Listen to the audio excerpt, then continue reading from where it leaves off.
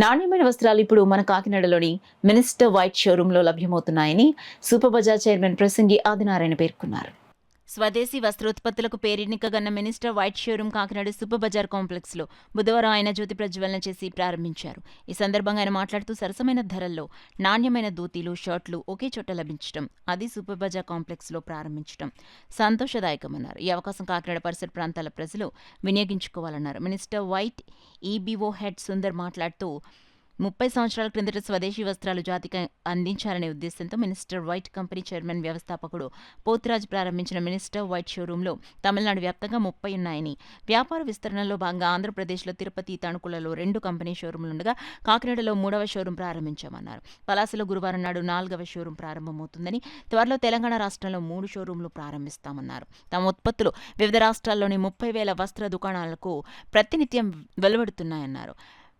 Minister white company ఉత్పత్తులు తెల్ల షర్ట్లు, కలర్ షర్ట్లు మరియు సిల్క్ లెనిన్ షర్ట్లు 500 నుండి 5,000 రూపాయల విలువ గల ధరకు, ధోతీలు 2 మీటర్లు, 4 మీటర్లు 9+5, 10+6 250 రూపాయల ధర నుండి 1,500 రూపాయల ధర వరకు ఇంకా ఎన్నెన్నో రకాలు, అన్ని రకాల ఉత్పత్తులు సరసమైన ధరల్లో లభిస్తాయని తెలిపారు.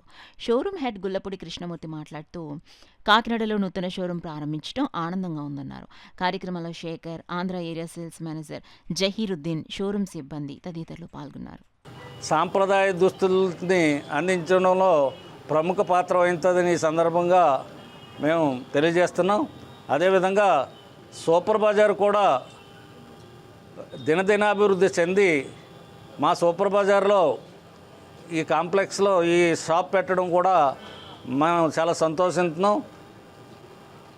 అదేవిధంగా ఈ మినిస్టర్ వైట్కి సంబంధించి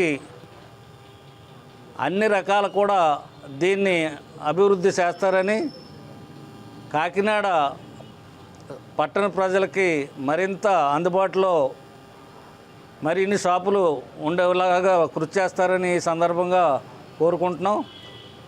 ముఖ్యంగా స్థానిక శాసనసభ్యులు కొండబాబు గారు ప్రోత్సాహంతో ఈ కాకినాడ దినదినాభివృద్ధి చెందడమే కాకుండా రేపు భవిష్యత్తులో అన్ని రకాలుగా కూడా అవినీతి లేని పరిపాలన సాగిస్తూ ఆయన అభివృద్ధి అంటే ఈ ప్రాంతంలో అనేక రకాల షాపుల్ని, అదేవిధంగా ఈ ఏదైతే పేదరికంగా ఉన్నారో ఆ పేదలకి అందుబాటు రేట్లలో అందించే విధంగా అనేక రకాల అభివృద్ధి చేస్తున్నారు.